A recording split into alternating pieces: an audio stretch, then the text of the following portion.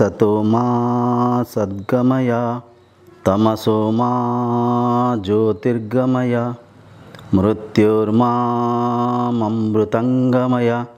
ओम शांति शांति शांति। ओम गुरुभ्यो नमः। सभी को से एक ब्रह्म भाव में नतमस्तक प्रणाम करुच्ची। ब्रह्मज्ञानर ए सत्संग कार्यक्रम को सभी को स्वागत करुच्ची। मनीष दुईटा परिस्थिति रे ईश्वर संगे जोड़ी ही थाए किंबा आध्यात्मिकता को आचरण करुथांती।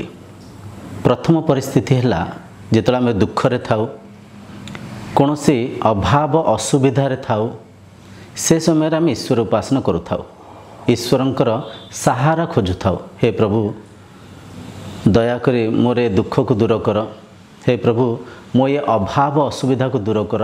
यहीपरिका जिते असुविधा किंबा दुखरे मनीष थांती से परिस्थिति रे आध्यात्मिकता को आचरण करथांती। द्वितीय परिस्थिति है जिते आम भितर वैराग्य आसी थाए, जिते आम भौतिक वस्तु पदार्थ रे किंबा आम जो परिस्थिति रे अच्छु जो परिका आम जीवन यापन करुचु से परिस्थिति रे आम संतृप्त होकरी आम निजर सत्य को जानिया पे जिते मन भितर व्याकुलता आसी थाए किंबा ये संसारर सत्य भी कहि परिबा, निजर सत्य किंबा संसारर सत्य किंबा ईश्वर प्राप्ति ये सब एका ही अर्थ। तो निजर सत्य को जानिया पे जिते मनीष मन भितर वैराग्य धारण करिथांती से समय मध्य से आध्यात्मिकता को आचरण करिथांती। ये दुई परिस्थिति को जदि आम गभीर भाव में परखिक देखिबा, निज पाई निजर आनंद पाई निज भितर करुथिबा प्रयास, अभाव असुविधार से परिस्थिति को जदि आम परखिबा से अभाव असुविधारू निज को सुधारिया पाई निज को शांति आनंद रखा पाई सेठी प्रयास करा जाउछि। इठी जदि सत्यर खोज पे कहबा किंबा ईश्वर प्राप्ति करिया पाई प्रयास भी जदि आम से परिस्थिति को जदि परखिबा से परिस्थिति रे मध्य मनुष्य निज भितर अनुसंधान करुथांती, निज माध्यम रे खोजुथांती। कहबार तात्पर्य निज बिना ये संसार कौटी अच्छी, ये जो भौतिक संसार को आम परखुचे मो बिना संसार अच्छी कि, मो बिना स्मृति अच्छी कि, मो बिना इंद्रियंकर शरीरर संसारर अस्तित्व अच्छे कि विवेक हिंग परखु। आम मानिबा एकपटे रखी दिंतु, मनुष्य जो परिका शुणी था जो परिका भौतिक संसार ज्ञान को ग्रहण करि से परिका संसार को मानि था। आम मानिबा को त्याग करी आम जदि गभीर भाव में विवेक हिंग तर्जमा करिबा निज सांगरे निज भितर ही ये संसार परिचालना होछि। जहाँ भी हो मनीष ए दुई परिस्थिति रे जिते आध्यात्मिकता को आचरण करुथांती किछि सहारा काहारे साहाय्य को खोजी थांती। मनीष हेई पारे मठ मंदिर को जाइकरी मंदिर रे कौन से शास्त्री माध्यम रे पूजा आदि अर्चना आदि कार्यक्रम करुथांती किंबा मनीष मठ मंदिर को जाइकरी गुरुंक संपर्क रे गुरुंक पाखरे सत्यर अनुसंधान करने प्रयास करिथांती। देखंतु मंदिर परंपरा तो आमर ये 1000-2000 वर्षर आरंभ होइछि। मंदिर परंपरार पूर्वरु गुरुकुलम थिला, गुरु परंपरा थिले, माने गुरु ही सब किछि थिले। आश्रम रे एक गच्छ तले छोट किछि आम जानी तालपत्र रे किछि माटी घर करी सिटी खाद्य पेय को संग्रह करी रखी प्रतिदिन जहाँ आमर आवश्यकता अच्छे से आवश्यक वस्तु पदार्थ को शिष्य माने गुरुंक पई बणरू आनिकरी संग्रहित करी गुरु सेवा करुथिले आ गुरुंक ठारू पराविद्या को अध्ययन करुथिले, पराविद्या को गुरु परंपरा माध्यम रे शिखुथिले। बुझिपासंती तो जहार भी सहारा नियंतु ना कहीं से सहारा रे माने जिते जड़े साधक गुरुंक पाखक जाती आश्रम रे आश्रय नियंती सत्यर खोज करने जो आश्रम को जाती जाऊँ जाऊँ केबे हेले गुरु से शिष्य को ब्रह्म विद्या को शिखाती ए कथा को आम जाना दरकार। कहीं शिखाती ब्रह्म विद्या है बहुत गभीर विद्या। ब्रह्म विद्या आम दैनंदिन जीवन ये ज्ञान सांगे ताल खाऊ न थाए मेल हो न थाए बुझिपारछन्ति। तो ब्रह्म विद्या को शिक्षापी सेतिकी विवेक वैराग्य सेतिकी इंद्रिय मनर संयमतार आवश्यक अच्छी। तो जिते जड़े शिष्य जाकर आश्रम में पहुँचती सर्वप्रथमे गुरु से शिष्य परिस्थिति एवं मनस्थिति को परखती। परिस्थिति माने गुरु देखती ये शिष्य आध्यात्मिकता को कहीं आचरण करछन्ति। आध्यात्मिकता को आचरण करिबारे आंको उद्देश्य कौन। ये भौतिक वस्तु पदार्थ पाइबा उद्देश्य ईश्वर उपासना करछन्ति ना निजर सत्सत्ता निजर आत्मतत्व को चिन्हवाई आध्यात्मिकतार आश्रय नहीं सन्ति। से परिस्थिति को गुरुदेव भल से परखती। तापर गुरुदेव से शिष्यर मनस्थिति को परखती। मनस्थिति माने कौन संस्कार को से शिष्य को अनेक प्रश्न पचारि थांती। तांको पचारि थांती बाबू ईश्वर किए तम अनुजाई तुम ईश्वर को केमती मानिच कौ रूपरे कौ नामरे कौ संस्कृति रे कौ विधि विधान रे तुम ईश्वर को उपासना करिथाओ। कहीं मनस्थिति को जानिले तांको आधार को गुरु परखिले तांको परिस्थिति को लेकर गुरुदेव तांको ब्रह्म विद्या को शिखेबे। तो विभिन्न प्रश्न पचारिक से शिष्यंक विवेक को जागृत करथांती। भाविनी देखंतु ये चर्चा रे आमे जहाँ भी चर्चा होगा जाऊँचे कौन सी कथा को आप नकारात्मक भाव में नेबेनी। कहारे की छोट कहारे की बड़ कहारे की ठीक कहारे की भूल एमती दर्शेवा ए चर्चार उद्देश्य आदौ नुहे। ए चर्चार केवल गोटे उद्देश्य सत्य जेमती अच्छी सत्य को सेमती चिन्हवा। आध्यात्मिकतार जो उद्देश्य अच्छी ईश्वर प्राप्ति करवा आध्यात्मिकतार उद्देश्य प्राप्ति करने आम प्रयास करुचे।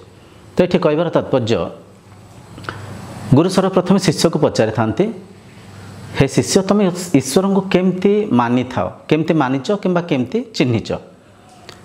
तो शिष्य जो परिका मानि थांती से परिका व्याख्या करते मु भगवान शिवंक रूपरे भगवान जगन्नाथंक रूपरे भगवान रामंक रूपरे किंबा भगवान कृष्णंक रूपरे मानिछि। तो से जहाँ भी कहती भाविनियंतु शिष्य भगवान कृष्णंक रूपरे ईश्वर को मानि थांती। तो गुरुदेव तांको प्रश्न पचारती कृष्ण विषय तुम कौन सब जानिच कृष्ण जन्म होती ना नाई। तो शिष्य निश्चय उत्तर दियंते आज्ञा गुरुदेव कृष्ण जन्म होती। तो सेठी गुरु पचारती देख बाबू जदि कृष्ण जन्म होती ताले कृष्ण जन्म हवा पूर्व कौन ईश्वर थिले ईश्वर थिले ना नाई। कृष्ण को गुरु जी संदीपनी अच्छा गुरु संदीपनी सी कौन ईश्वर को पूजा करते कृष्ण को पूर्व सी भी उपासना करते ताले किए से ईश्वर ईश्वर जन्म नियंती कि यही परिका प्रश्न पचारती।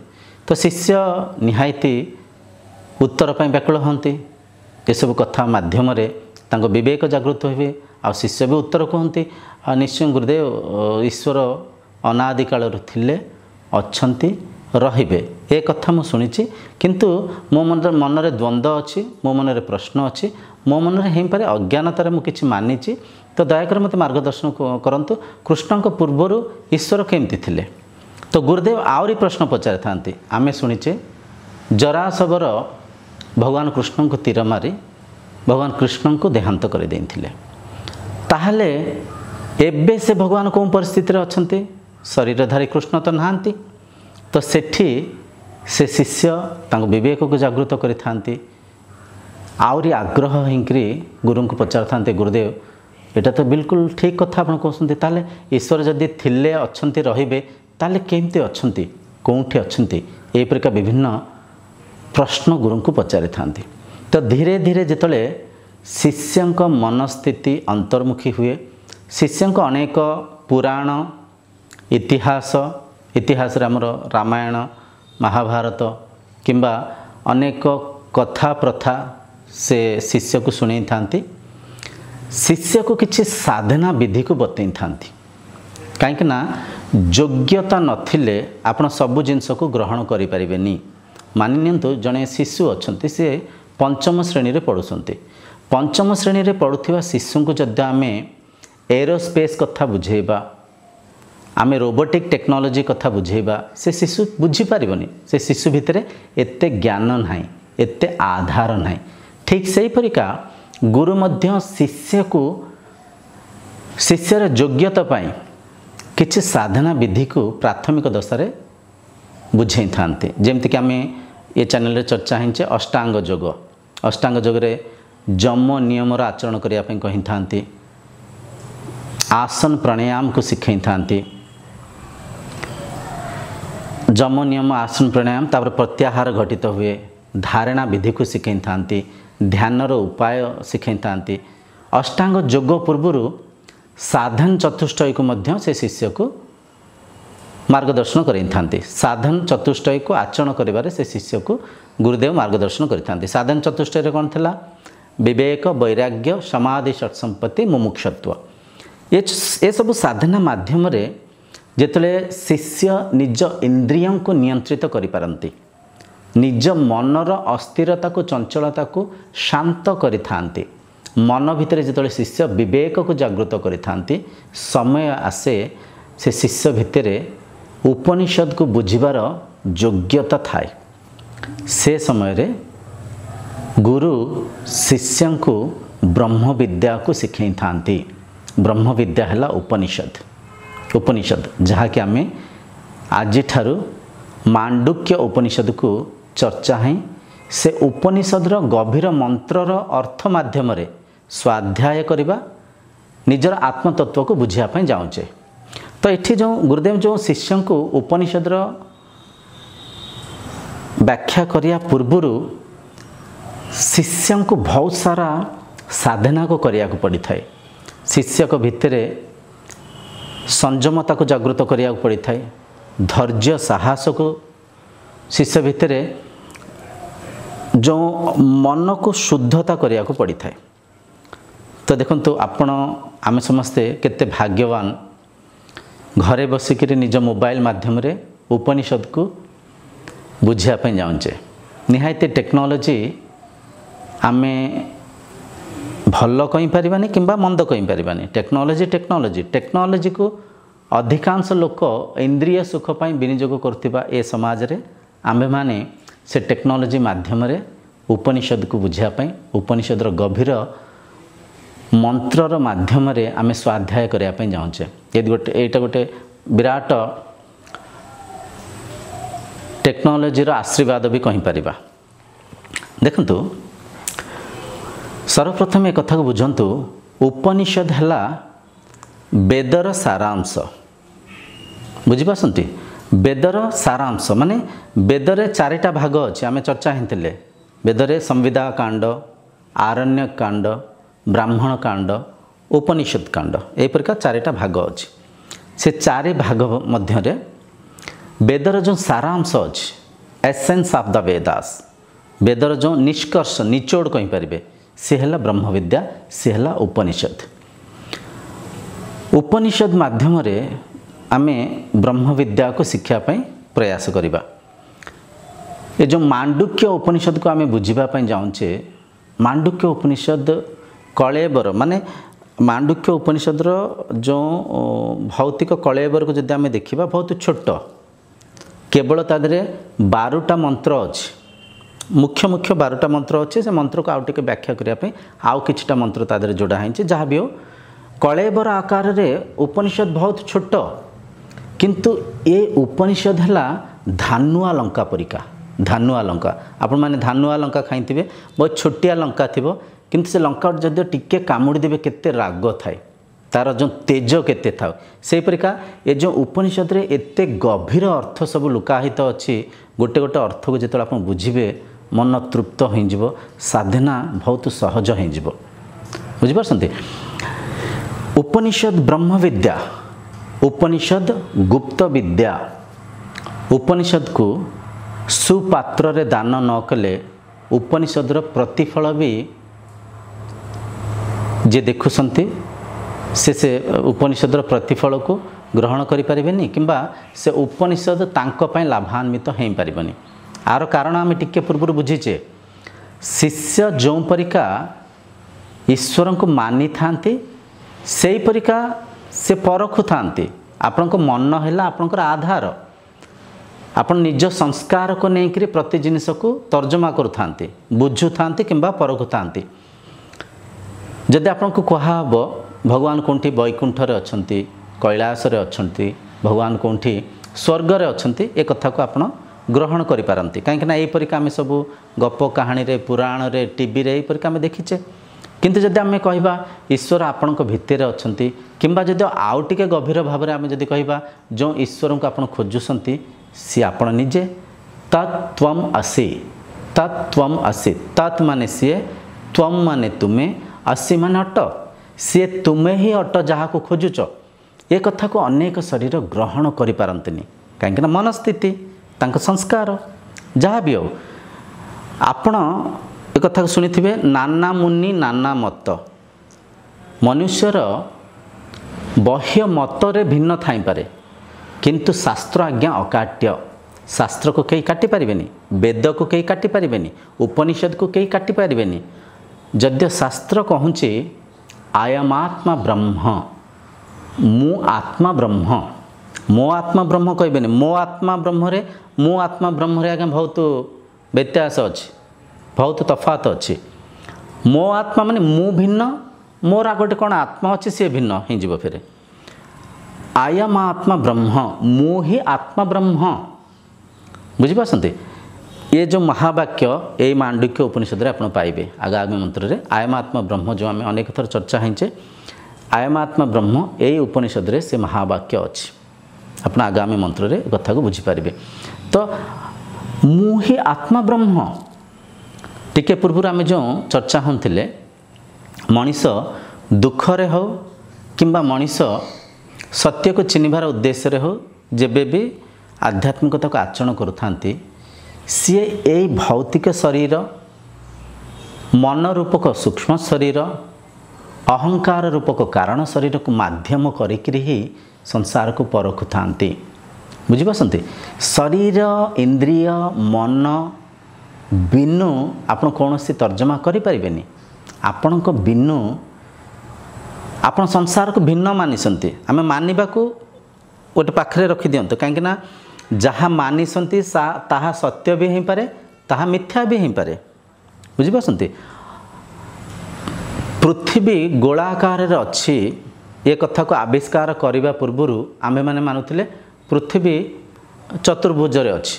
पृथ्वी एमती जमी आम देखुचे बिल को देखुचे गोटे चौड़ा होकर अच्छी, जमी समतल अच्छी, एमती आम समतल भावुले।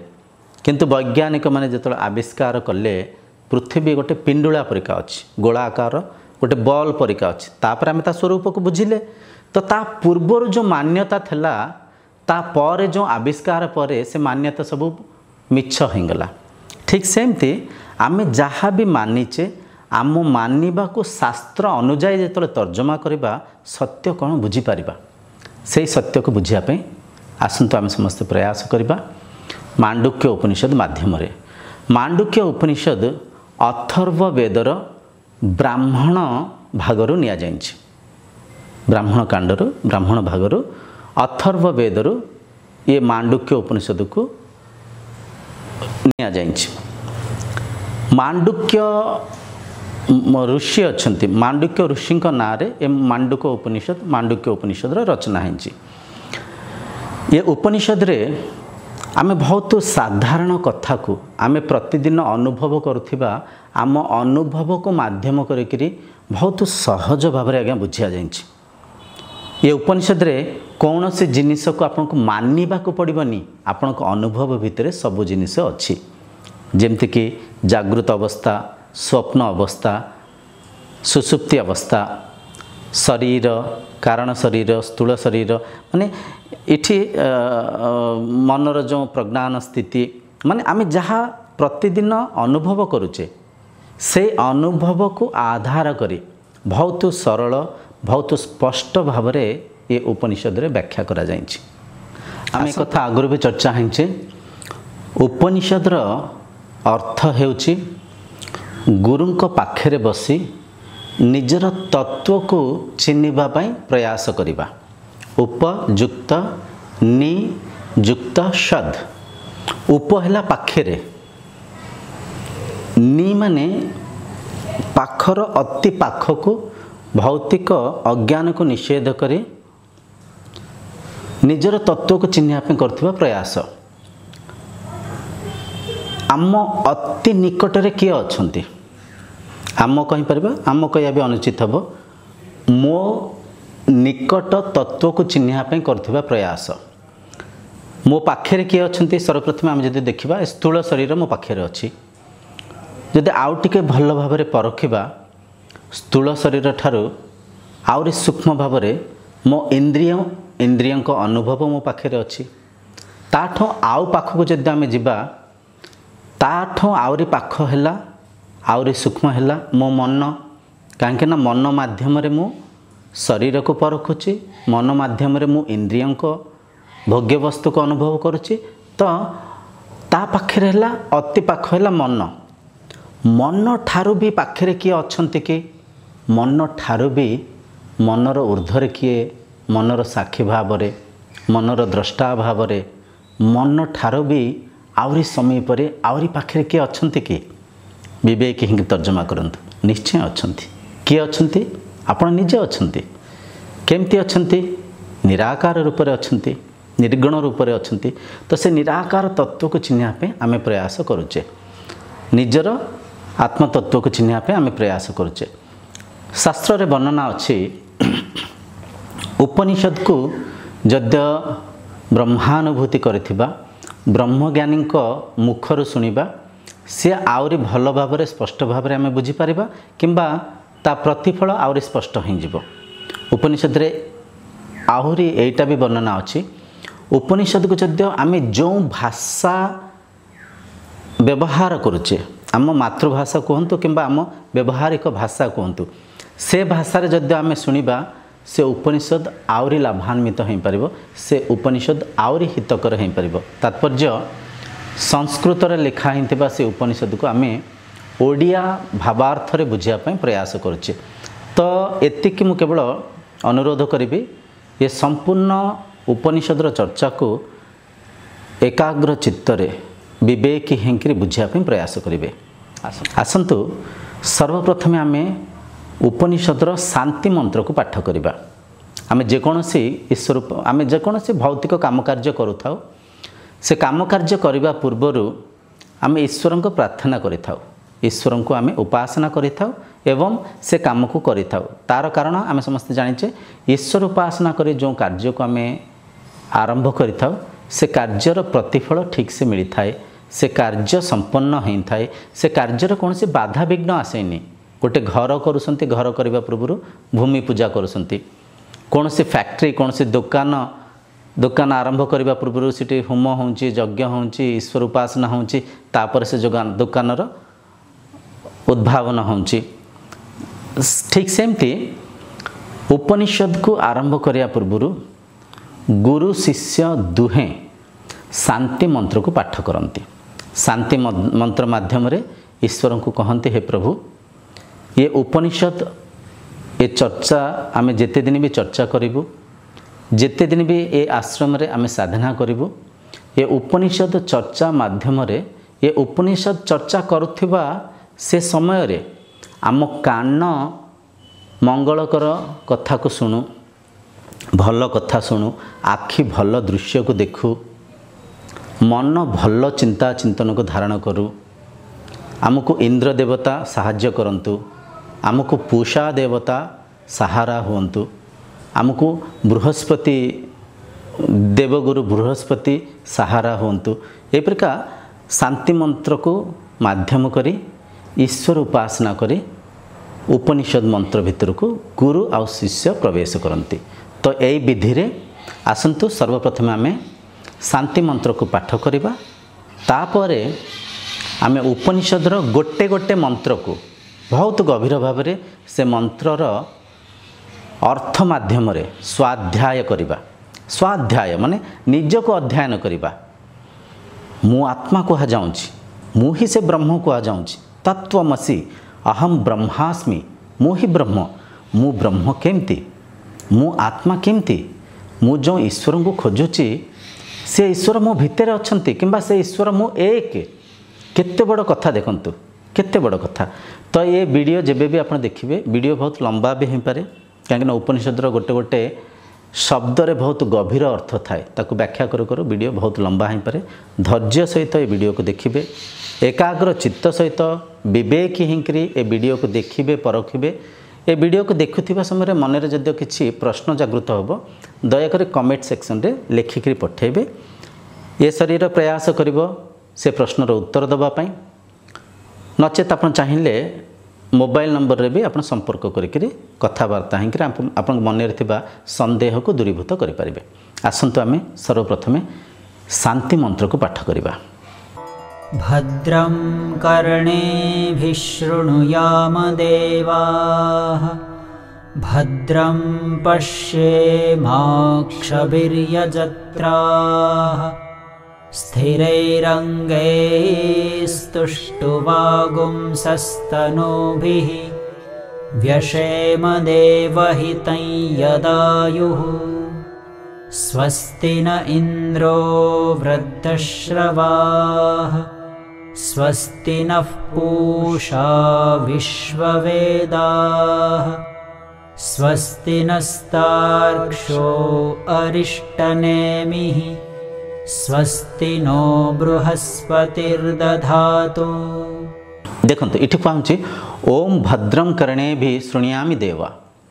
हे ओम रूपक भगवान भगवान निराकार टिके पूर्व आम बुझीते निराकार कहीं भगवान कौन सी आकार आकृति ना रंग वर्ण ना कहीं जो नित्य पदार्थ जो सत्य से निराकार रूप में अच्छा से निराकार को बुझापी आम साकार ब्रह्म रूपक ओम को माध्यम करी आम बुझापी प्रयास करचे। तो ये से ओम को साकार रूपक से अक्षर ब्रह्म को से दृश्यमान होथिबा अदृश्य शक्तिर जो आधार रूपर ओम को आम कहचे हे प्रभु ये उपनिषद चर्चा मझिरे जहाँ भी आम शुणु थाउ किंबा जेते दिन भी आम ए उपनिषद को श्रवण करूँ जेते दिन भी आश्रम गुरु पाखे बितेबू सेतिक दिन ये कान भद्रम भद्र भाषा को शुणु। भद्र भाषा माने कौन कल्याणकारी भाषा जो भाषा को जो शब्द को शुणिले सभी कल्याण हम एमिति कौन सी लोभ काम क्रोध अहंकार रूपक शब्द को न शुणु। आपण आश्रम उपनिषद को शुणापी जाइंट उपनिषद चर्चा होची कौटी कान आप शुणिले शेयर मार्केटिंग कमी जाइए रिलायंस शेयर बहुत कमी जाइए पारे आपण मन में लोभ जागृत होकरी से उपनिषद से चर्चा को छाड़ी पारे से जगह को छाड़ी घर को पलैबे माने लोभ जागृत हेले आपण ये चर्चा रे स्थिर होकरी बसी पारे। तो ये कहुचे हे प्रभु ए कान भद्र शब्द को शुणु ए कान एपरिका शब्द शुणु जो शब्द माध्यम ये शरीर केवल ए शरीर नुह समस्त विश्वर कल्याण हो। ए शरीर जेकोसी शरीर संपर्क आसुए किंबा ए शरीर संगे जेकोसी शरीर भी एठी उपनिषद को शुणापी बसी था किंबा ए शरीर संगे मो गुरुंकर भी समस्त कान भद्र भाषा को शुणु भद्र शब्द को शुणु।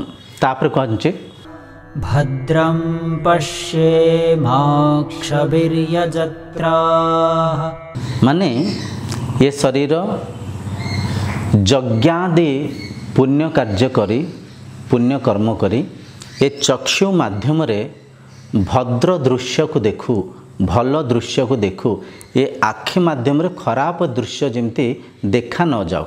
खराब दृश्य देखिले कौन हम मन रे क्रोध जागृत हम लोभ जागृत हम काम विचार जागृत हम मन चंचल अस्थिर हो उपनिषद को आम बुझीपारानी। तेणुक ये आखि माध्यम आम भल जिनिस को देखू हे प्रभु से परिका आम उपर आशीर्वाद करंतु। ये शरीर माध्यम यज्ञ आदि होम आदि भल ईश्वर उपासना कार्य ए शरीर नागु माने भल काम करू आ आखि भल जिनस देखू। स्थिरैरङ्गैस्तुष्टुवागुंसस्तनूभिः। आर अर्थ है ये जो शरीर अच्छी ए शरीरर प्रत्येक अंग प्रत्यंग आमको ये उपनिषद बुझिबारे साहाय्य हो सहायक हो। आपण उपनिषद शुणा बसी भाविनियंतु मुंड व्यथा है उपनिषद को शुणी पारे कि उपनिषद को बुझीपारे कि आपण उपनिषद शुणापी ब्रह्म विद्या को शुणापी बसी भाविनियंतु पेट काटिला किसी खाद्य खाई फूड पॉइजन हो जाए आपन पेट काटिला आपण उपनिषद को बुझीपारे कि बुझीपार तो ये ईश्वर को उपासना करुँच हे प्रभु हे ओम रूपक हे प्रभु ए स्थिर अंग ए जो शरीर स्थिर रहु ए शरीर आमको ए उपनिषद को बुझीबारे साहाय्य हो सहारा हो बुझीपार तापर कह जाऊँगी व्यशेम देवहितं यदायुः माने यदायुर अर्थ है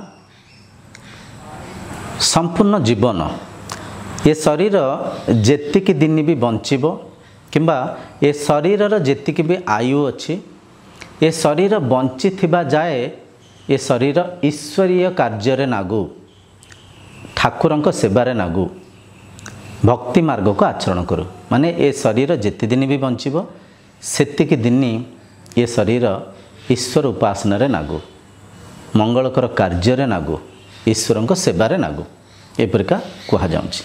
तापर मंत्र कह जाउछि स्वस्ति न इंद्रो वृद्धस्रवाः स्वस्ति न इंद्र बुझिपार माने इंद्र देवता आमको साहाय्य हुंतु।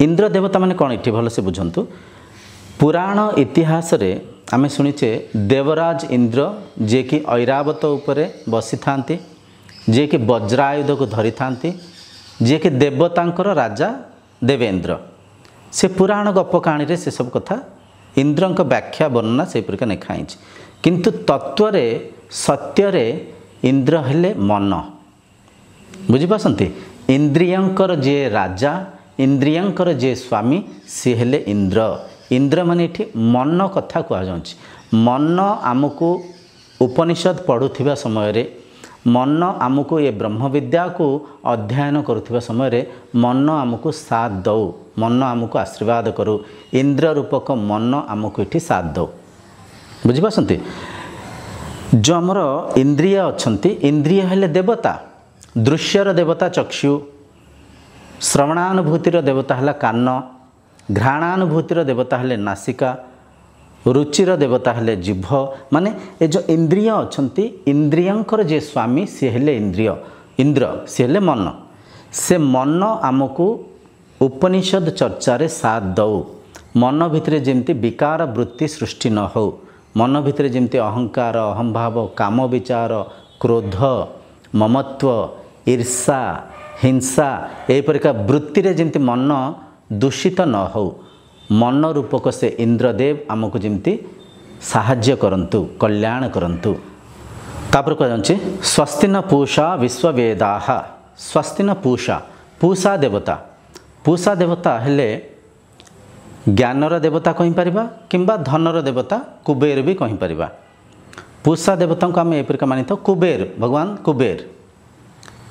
भगवान कुबेर आमको साथ दियंतु भगवान कुबेर आमको साथ दियंतु तात्पर्य को गभीर भाव में बुझंतु भगवान कुबेर आमको पुलाए धन दियंतु से कथा ये कह जाऊनी एठी कह जाउछि आमर दैनंदिन जीवन रे आमे उपनिषद चर्चा को शिखुथिबा समय रे आश्रम रे ये ब्रह्म विद्या को अध्ययन करुथिबा ए समय रे आमर जो आवश्यक वस्तु पदार्थ अच्छी से पूर्ति हो खाद्य पेय वस्त्र शास्त्र कि बसिया गोटे चटई दरकार रही गोटे छोट आम छोट निवास स्थान दरकार गोटे घर दरकार माने पूषा देवता आमको साहाय्य होंतु। देखंतु जेतले भौतिक असुविधा हम भौतिक स्तर रे आपण असुविधार सम्मुखीन करेंगे खाई नांती शोई नांती गाधे नांती वस्त्र टिके ठीक से पिंधि नांती तो मन निश्चय चंचल हम मन भितर निश्चय विभ्रांत सृष्टि हम उपनिषद बुझुवा समय रे मन आउ साथ दबनी। तो ये पूषा देवता जी धनर देवता जी कुबेर से भगवान आमको भौतिक आवश्यक वस्तु पदार्थ को पूर्ति करी आमको आशीर्वाद करंतु जहाँ माध्यम आम ए उपनिषद को बहुत सरल भाव सहज भाव बुझीपर। स्वस्ति न पूषा विश्ववेदाः तापर कह जाऊँच स्वस्ति नस्तार्क्ष्यो अरिष्टनेमिः। एठी गरुड़ देवता आमको साहाय्य करंतु बोली कह जाऊँच। बुझीपारती गरुड़ देवता वर्णना ये कहीं करा जाइए। गरुड़ देवता है किए? गरुड़ देवता हेले भगवान विष्णुंकर वाहन हेले गरुड़। भगवान विष्णु किए? आम जदि तत्व बुझा भगवान किए? भगवान हेले ब्रह्म, भगवान हेले आत्मा। से आत्मदेव से ब्रह्मदेव गरुड़ वाहन उपरे बसिसंती। गरुड़ माने कौन? शब्द ब्रह्म। आम जो शब्द को उच्चारण करुचे गरुड़ को पवन रे जमती बेग रूप जाऊँ थाए, गरुड़ जमती पवन रे उड़ी उड़ीका जाऊँ थाए, सेमती ए जो शब्द ब्रह्म गुरुं मुखार बिंबरू शब्द ब्रह्म बाहरिकी शिष्यंक कर्णेन्द्रिय पाखे पहुँचुची। शब्द ब्रह्म ही गरुड़। से गरुड़ देवता आमको साहाय्य करंतु माने ए जो शब्द उच्चारण करुवा समय से शब्द सटीक भाव में आम शुणी पारो, से शब्दर अर्थ को आम ठीक भाव में बुझीपार। तो हे प्रभु ओम देवता दयाकरी से गरुड़ देवता को आम उपर करुणा करने, आम उपर कृपा करने कहतु। माने शब्द ब्रह्म को आम ठीक से बुझीपार, से शब्दर तात्पर्य को से शब्दर अर्थ को आम ठीक से बुझीपार। एपरिक आमको साहाय्य करंतु। तापर कह जाऊँच स्वस्ति न बृहस्पति दधातु माने बृहस्पति देवता आमको साहाय्य करंतु। बृहस्पति देवता किए? आम समस्ते जानिचे देवता गुरु हेले बृहस्पति। ताहले राक्षसंक गुरु किए? दैत्यंक गुरु हेले शुक्राचार्य। तत्व जदि आम ये गभीर सत्य को बुझापी चेष्टा करवा, देवता भी ये मन भितर अछंती, दैत्य भी ये मन भितर अछंती। देवता राक्षस हेले मनर प्रकृति कहीपर, मनर जो तमो गुण अच्छी तमो गुण हेले राक्षस, मनर जो सत्व गुण अच्छी सत्व गुण हेले देवता। अच्छा ये देवता हुंतु किंबा ये राक्षस हुंतु से गुरुं को आदेश रे परिचालना होसंती। बुझिपारसंती गुरुं को निर्देश रे से माने जागृत होसंती किंबा कार्यरत होसंती कहि परिबा। तो जदि आम मन भितरे गुरुदेव शुक्राचार्य को माने गुरुदेव शुक्राचार्यंकर आदेश हब तो मन रे खराब वृत्ति आसीबो। कहीं गुरुदेव शुक्राचार्य के दैत्य गुरु। आम भूल कथा भाविबा, भूल विचार चिंताधारा करिबा, दैत्य वृत्ति मन भितर जागृत हब, उपनिषद को आउ बुझी पारिबानी। मन चंचल हो, मन अस्थिर हो, मन व्याकुल हो, ये सत्संग आउ बसी पारिबानी। तो ये भगवान बृहस्पति देवतांकर गुरु जे कि बृहस्पति जे कि सत्व गुण को मन भितर प्रचार करिबारे साहाय्य हुअंती। भगवान गुरुदेव बृहस्पति माध्यम रे मन सत्व गुण को धारण करू, मन शांत रहू, मन रे विवेक जागृत हो। तेणुक बृहस्पति भगवान भी आमको आशीर्वाद करंतु। तांको साहाय्य रे तांको सहारा रे मन भितर सात्विक विचार आसु, मन रे विवेक जागृत हो, जहाँ माध्यम रे आमे ए उपनिषदर चर्चा को ठीक से बुझी पारिबु, ए उपनिषदर गभीर अर्थ को बुझी पारिबु एवं स्वाध्याय माध्यम रे निजको चिन्हि पारिबु। एठी शांति मंत्र समाप्त होछि। ओम शांति शांति शांति। तीन प्रकार जो शांति अच्छी, भौतिक शांति, मानसिक शांति, आत्मीय शांति, सबू शांत रहू। बुझिपारछन्ति? एठी शांति मंत्र समाप्त हैला। आशा करछि ए सब कथा को आपण बुझी पारथिबे। आज चर्चा को ये विश्राम दबा, आज सत्संग ये विराम दबा। आगामी चर्चा रे आमे मांडुक्य उपनिषदर प्रथम मंत्र को बुझिबा, प्रथम मंत्र को माध्यम करी स्वाध्याय करिबा। से मंत्र रे कौन सब अर्थ माध्यम रे ब्रह्म तत्व को बुझिया पे प्रयास करछन्ते ताको आमे बुझिबा, निजर सत् सत्ता को चिन्हिया पे प्रयास करिबा। आगामी मंत्र जाय आपन विदाय नउछि। से पर्यंत ओम शांतिर्भवतु।